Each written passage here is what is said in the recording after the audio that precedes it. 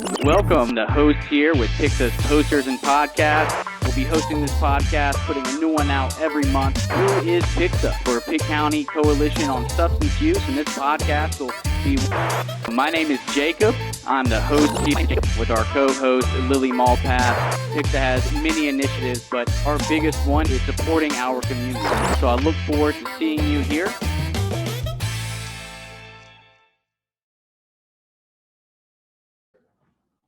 Welcome, Eastern North Carolina, to Pixa's second episode of our Posters and Podcast. We are the Pitt County Coalition on Substance Use, and we are here to try and get education out to our community, to let people know what outlets are out there. And I, in particular, are really interested in things that our community already has in place, in practice, that can help somebody today. Advocacy is an important arm of what we do here at Pixa. But oftentimes when someone needs help, they need it, today. And, a bird in the hand is worth two in the bush. So I'm really excited about our first topic today. We're going to be discussing some expungement laws that North Carolina has, as well as some alternative court systems that we have in place. And with me today, I have District Attorney, Mr. Dixon. So Mr. Dixon, you can come on, say hello. Hello, I'm Faris Dixon, Pitt County District Attorney. I appreciate you inviting me on.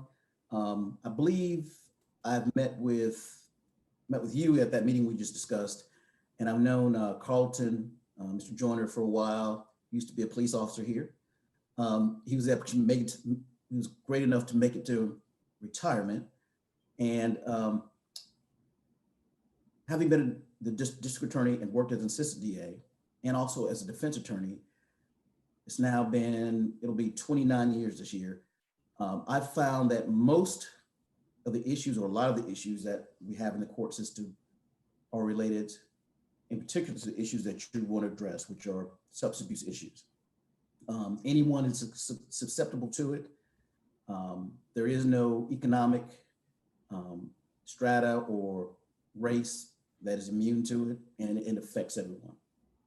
Absolutely. And I saw some data not too long ago that said almost 70% of people who were currently incarcerated at a county jail were in some way, it would trace back to the use of substances or doing something in order to get substances. Right. And I know that you in particular have made, at least me in Pitt County, really, really proud, because you've been really involved with the generation of some really novel things here in Pitt County. And the meeting that you mentioned earlier is the SHARP program.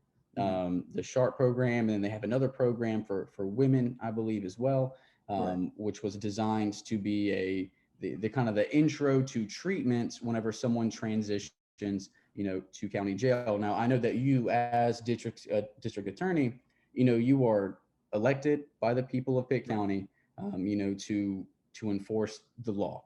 And, you're a single person, so you don't really get to pick and choose, which of those laws someone, must abide by.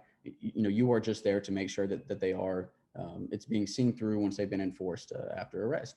So we've discussed the SHARP program, and it's an awesome program. I wanted to talk a little bit about drug court, and how is that different than regular court? And then how are the outcomes different if someone sufficiently completes the drug court program?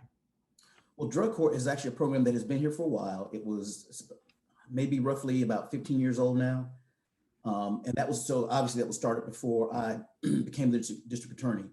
That is a great program, and it acknowledges what we just talked about the impact that substance abuse has on individuals and, of course, families, because every defendant isn't just that one person. Oftentimes it's the victim that's involved in the cases they're dealing with. And you also have to remember their families are impacted. As I talked to you earlier before we started, one of the phone calls I got this week was about an individual who had kind of problem you talked about, and that they now have new criminal charges, and how to resolve those. And usually it's always, most of the time, not the individual, but the family members that are most concerned. Obviously, they're the ones who see the change in personalities from the person that they knew before. and they get concerned. But based on the numbers you just talked about, it tries to address the issue of their substance abuse. Oftentimes a regular probation will tell them to go and get counseling, but the court system itself is not involved in that. With drug court, they meet typically every 2 weeks. The supervision is a lot closer. They are linked with providers that will provide them counseling and care. And the end result is what they want to do is that by the time the person, and it's post-conviction, by the way, both drug court and behavioral health court are post-conviction, meaning after the person is charged and the person essentially enters a guilty plea of some type. And the purpose is that by the time that you leave the probation, because that's typically what you're on, that you've gotten all the skills you need and all the resources you need in order to be able to continue your sobriety once you leave our program.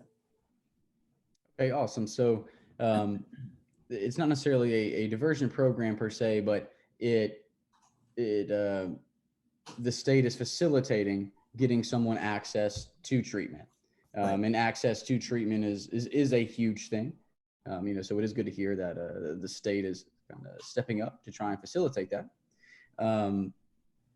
So in the name of it being post-conviction, I did kind of want to go into the topic of expungement. And Right. I understand that, you represent the state, you're not practicing law. So there are some things that, we won't be able to go too much into. But could you give me the general idea from maybe not an advice standpoint, but legally, what does it mean if someone gets a charge expunged? Essentially what it means is that your prior convictions are then legally removed from your record. For instance, if John gets an expunction, if he had a possession of cocaine charge and he completed probation, John would have to demonstrate that for the last 2 years or from the period he was placed on probation, that he exhibited good behavior, was a good moral character and reputation in the community. He would also have to get 2 other people to attest to that, who know him and are in the community.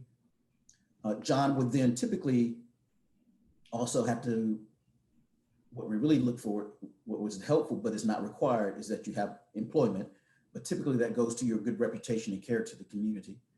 And we also check to see if John's gotten new convictions. So the good behavior also means that you have not gotten into trouble or recidivized since you dealt with your cases. It's really a matter of, because even in the court system, we're aware of, if you were to come to court on any given day, anybody pleading guilty, particularly with felon superior court, they'll tell you, well, why are you here? Well, I had a prior conviction and that felony made it difficult for me to get a job. Employers, when I check the box saying I have a felony, my application goes in the trash or on the bottom. And it made it difficult for me to get housing because a landlord thinks that someone that has a prior felony conviction is a danger, or at least is less likely to pay their rent, less likely to keep the property up as it should be, and may have people in and out. And so it has an effect as far as your criminal record and what happens to you in the criminal system, but it also has a societal effect. It influences whether or not, John can get a job and support his family. It influences where John can live and have his children stay with him. And of course, that influences what kind of schools they can go to. And so now, as you said, I'm just the district attorney and I have to look at those issues, but also try and think globally what effect this will have in the community in general. It also affects whether John will come back in the future, because oftentimes, if he cannot get jobs, if he cannot get good housing, he's going to do what he can, one, to take care of his addiction, but also to take care of his finances for his family and his housing. And it's a circle, unfortunately. Yeah, you try and break that. I'm very happy to hear you mention the circle, you know, and that circle being recidivism, you know, people coming back into the system. And on a larger picture, and this is why in particular I really wanted to bring this up, because it's so relevant to people getting out of the system, I guess, kind of breaking that ceiling and not having to look back, because it does impact jobs when you have a felony on your record, or even misdemeanors. You know, a misdemeanor larceny, if you go to apply to a job, larceny just doesn't sound good. You know, is this person going to take something out of the register or whatever it may be? But thankfully, you know, we live in the United States where you pay back your debt to society. And in many people's minds, it ends there. You know, it stops there. So especially when they've made their first mistake, they get a charge, they do what they have to do, they pay their debt to society, but it doesn't stop there, as you mentioned. You know, it impacts employment, it impacts housing, and these are all huge risk factors for, I guess, for lack of a better word, criminal activity and substance use disorders, right? People cope with things in different ways. And when you have extreme stressors in your life, you know, I know it's oftentimes more money, more problems, but those problems aren't quite the same as, are your lights getting cut out? You know, does your child have cleats because they want to play football? These are different kinds of stressors that we're talking about in our community. And luckily in North Carolina, we have, in comparison to other states in the Southeast, even in comparison to states like Virginia, we have very progressive expungement laws. So I'm very thankful that we have that here in North Carolina, but I'm not so sure that everyone out there is aware of these expungement laws that we have in place. And recently, if I'm not mistaken, there was some grant that was given out. I could be wrong if it was a grant or not, but expungements are now processed through the county rather than through going to the court first. So it can happen much faster. Right. You know, what the legislature did was they've made some things sort of automatic. In other words, if you, and that's where we get to pre-conviction issues. If my office or my assistants decide to divert an individual, and you go get drug treatment, do community service, and you come back and you've complied, and we dismiss it, some of those things will now automatically be dismissed.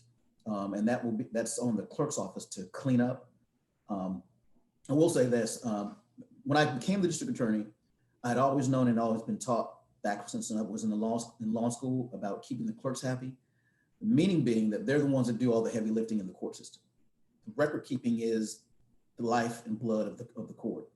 And so I want to say thank you to the clerk's office and in a lot of the programs that we've implemented, whether it's been driver's license restoration, where we've cleaned up people's driver's license to help them get their driver's license back. The clerks do a lot of that heavy lifting. And for expunctions, they also will do a lot of that heavy lifting. If you hire an attorney, and I always suggest people do, that attorney will be dealing with the clerk's office. And the clerk's office sort of serves as that center wheel or spoke of the wheel where everything comes off, whether it's coming to the DA, to, in my case, to have me review it, or getting the judge to sign it. If a person does it on their own, most of the contact that they will have is with the clerk's office. Again, the clerk cannot give them advice, but the person that they will be seeing most often will be the clerk, on at least twice, in order to get their expunction done. And I think that's a good point to mention, that the clerk's court cannot give advice. Right. And you suggest it's always a good idea, to find representation, a defense attorney, because expunctions, and I don't know how much we could really go into it, technically you could do it yourself. You could file that paperwork yourself and go to the clerk of court's office.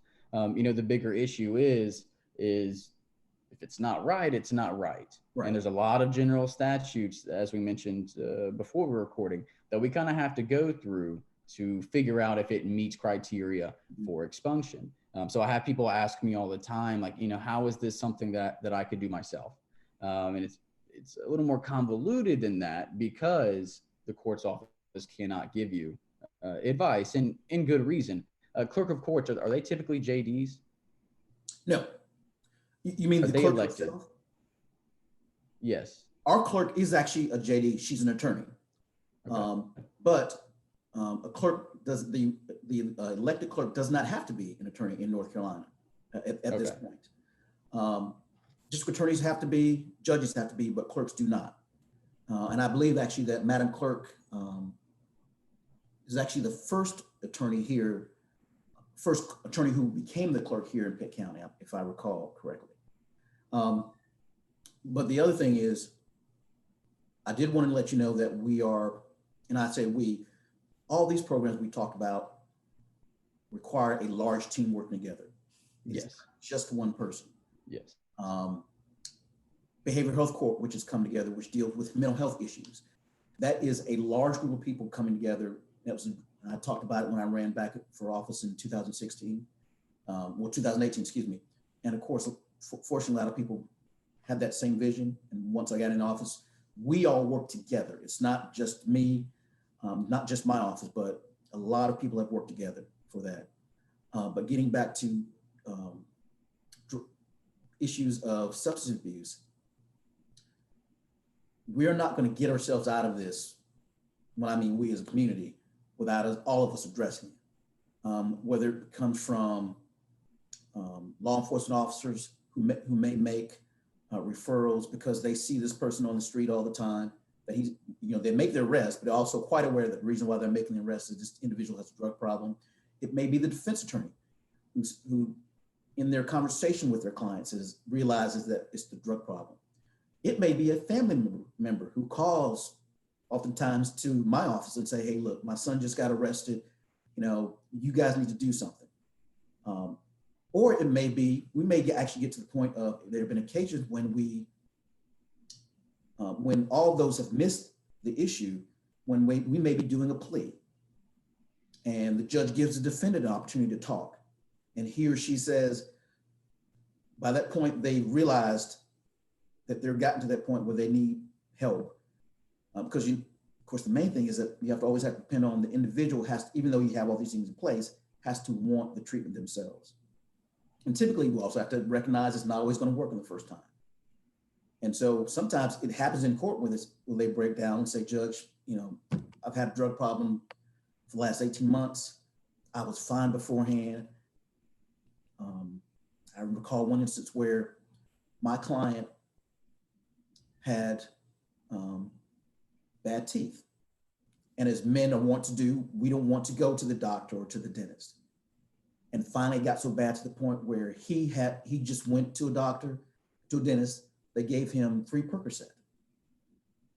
And those 3 were enough that 18 months later, we were standing in front of a judge, and I, as his defense attorney, were having to explain why he had lost his family, his wife and children, his home, his job, and why he was standing here with charges for breaking into a home that he would have never done 24 months before, that he couldn't have never imagined himself. And so oftentimes it gets to the point of being in court itself when we finally catch these issues, and some unfortunately. Absolutely. I didn't know that you had worked as a defense attorney before Yes, sir. your role now. I've got a really odd, if you were to compare my trail becoming the district attorney, I actually started out in another county, Robeson County, working for legal services for 3 years. And I then transitioned from that office to the DA's office in Robeson County, where I worked as an assistant for about 18 months, and then came back to this area. And when I came back here, for the first 4 years, I worked in the public defender's office. And then I transitioned to the DA's office, where I worked for 13 years as an assistant. Then I was in private practice for 4 years. And in those 4 years, I ran for office and became the district attorney. I thought, in my mind at least, and we think we know a system, but unless you work in it, you really don't know it. But I thought I guess the timeline was kind of, you work as an ADA and then you go to private practice, and that's just what I've kind of seen, that you start in the ADA, then you go to criminal defense. So I like the fact, I guess, that you have worked as a defense attorney, kind of like on the other side of it, I guess, right? To kind of get their side of the story. And it's not that you don't get their side of the story now, as a DA. I did want to take a moment to say that, like, I support you as DA, and this is just me as an individual, because your reputation precedes you. There's a program here in Pitt County that is legalized through the state of North Carolina, where it's a syringe access program where people are able to get harm reduction services and things like that. And if they're enrolled in this program, they are not eligible to get certain paraphernalia charges if they're registered with this program. And I've just heard where you in particular have taken the time to educate yourself on these programs that are within the purview of the law, so they're perfectly legal. And it's not that same way in other counties. Some DAs, whether or not it is sanctioned by the state, some of their preconceived notions about certain people are get in the way of that. And you've done a really great job of being open-minded to the data and what is efficient in tackling recidivism and substance use disorders. So just from me personally, thank you. Even if I didn't know these things, I know that you're good friends with Carlton, who was a member of our board. And for anyone in Pitt County, if you do not know who Carlton is, if you had a child who went to J.H. Rose High School, they will know who Carlton is. So I knew Carlton before I knew PCCSU. It's so weird how life works. So I knew Carlton because I went to J.H. Rose. And such an awesome guy, always smiling. Right. And then later on in life, I was going through a tough time, and I was going and seeking help somewhere. And his wife, Wanda, worked there at the front office. Mm-hmm. And she is the best lady, but it was somewhere where I had to be there at like 6 a.m. And I was already going through a tough time. So I would just be in an ill mood. I mean, I was not happy when I walked in there. Mm-hmm. But Wanda, like, she knew me by name, and days where I was acting up, she let me know that I was acting up. Right. And I thank her for that. She was a really important person. And then when I joined PCCSU, I realized not just is Carlton on the board, but he's married to Wanda. What are the odds that we were talking about things coming full circle? And it's just that way. They are great people. If anyone would go on our website and view our board members. But as I'm kind of concluding here and backtracking, to our original topic of expungements, I guess, could you explain, like, if an expungement is approved, what does that mean logistically? When you say their record is cleared, does that mean it is like the hard copy file is cleared? Mm-hmm. I get what you're saying. What happens is the order that the judge signs then directs the clerk's office, the law enforcement agency that originally made the arrest, all the law enforcement agencies are to gather those records together, and they're sent off to Raleigh. So they're not destroyed, they're still there. And they're actually maintained by the SBI. So for instance, if John had a drug charge, 2 years later, he's shown good character and good reputation, and he gets it expunged. If 4 years later, he gets another drug charge or some other type of felony that he is able to comply with the terms, either by conviction and, that he gets on his record, he then comes back and says, hey, can I get this expunged? The request is filled out by him or his attorney, and then it's sent to Raleigh, to the SBI, and they check those central records to see if there's been a prior expunction. Sometimes you can get one thing expunged and then another, but oftentimes it's typically just a one-shot deal. And that's where the attorney comes in to know, now you can only do one of these. Now, the other thing that an attorney can do is, depending on timing of the offenses and what they are, an attorney may just make a decision, say, hey, look, if you've never gotten expunction, this you cannot get expunged because you had this second charge afterwards.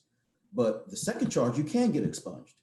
And so they will come to, or if, for instance, if it's a misdemeanor larceny was the first thing, and then you have a drug charge, they might come to me and say, hey, look, he had a misdemeanor larceny 10 years ago. It was at Walmart. it literally was for less than $10. You picked up a pack of socks because they were a student and didn't have socks and they'd stole them. Can we reopen that charge, as it was called, an MAR, which is a motion for appropriate relief, and maybe get it dismissed? And so I would reach out to the victim, which would be the business, and say, hey, are you okay with it? Restitution was paid. They have not been, this is what they're seeking to do. So an attorney may be able to, even if when they first see it, not be able to get an expunction, may be able to get an MAR to address some other issues that allows you to get the expunction that you need for the felony. And so that's why I would suggest people get an attorney. Absolutely, yeah. And I don't want to get too into it. Right. You get a JD for a reason. It is a very complicated process. And I don't want to undermine, because you mentioned like you reach out to the victim, and the victim isn't always a corporation like Walmart, right? Like there are times where you're having to call family members because it was a more serious thing. So I empathize with the role that would be. But you mentioned the MAR so that you could try and reopen it to get it dismissed. And that's an important thing too. Dismissals are not the same as convictions. Correct. Particularly when it comes to expungements. So I guess this kind of traces back to the value of getting an attorney. Right. I tell people all the time, Greenville has some really, really good attorneys. I mean, we have some like top 100 in the state criminal defense attorneys who are here in Pitt County. I don't know if that's good for you or bad for you as that's fine. As far as we're concerned, I think I had a conversation with a judge just last week. We were talking about the court system. The Pitt County Bar, which is all the attorneys within Pitt County, including the DA's office and public defenders. The Pitt County Bar has a very good reputation of professionalism, knowledge, and as you said, there are a lot of attorneys that are respected, not just across the country, but nationwide. And I can actually just think of 5 off right now that I know would be known nationally. But I like to think that iron sharpens iron. Absolutely. And that we get better when the other side does a good job, and vice versa. They get better when we do a good job. And the simple fact is, the nature of our justice system is adversarial. And the way that we seek and find the truth is through that adversarial system. So the better job that I do, the better job that they do, ideally we come to the end of seeking and finding the truth. Absolutely. That's what the justice system is about. But from a humanistic level, just hearing you talk about, the cycle of recidivism and things like that I do find it important for a DA to be founded in good moral values and database system, which is absolutely something that you are, just because I've seen you be a part of so many of these things that have been created in Pitt County that weren't here before. Your name is often brought up when it comes down to that. So I couldn't thank you enough, for what you're doing here in Pitt County on behalf of PICSA as a whole. I don't know when your election cycle is, but we do fully endorse you because you have been transformative for the people of Pitt County. It's important to me to mention that to you. So as we're wrapping up here, I just wanted to thank you again for coming on. And when is the election cycle for DAs? Just because I don't know. It's a 4-year term. I came in 2000, ran in 2018. Was sworn in January 1st of 2019. So I think I file again, and the legislature may change it at the end of this year or the beginning of next year. And so I'll be running technically 2022. 2022. Right. Now, but to get back to the issue, and I appreciate you bringing it up, but get back to the issue that you wanted to talk about is that there's a team of people working on an expunction program there'll be some publicity in about 3 months or so. I don't want to really talk about it in general, but for those who don't have an attorney, it will give them an opportunity to speak to someone in about 3 months. We don't have all the details nailed down yet, but We'll be working on that. So in about 3 months, the public should be hearing something. Now, because of the size of Pitt County, we are completely aware that not everybody's going to be able to get one of the slots that will be available. But hopefully this will provide an opportunity for a good number of people in the community to get access. And again, the most important part is it's not just me doing it, it's a team of people. I can't do the defense attorney side of it. And there'll be— I wish you would have led with that. I would have pushed a little harder. Right.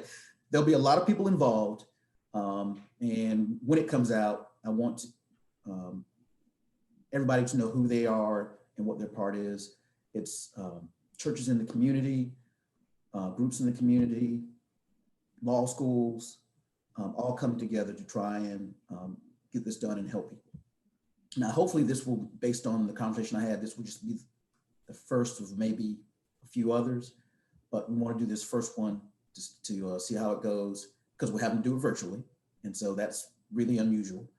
And I will say that other people have developed a really good plan for it, and I'm really excited about it.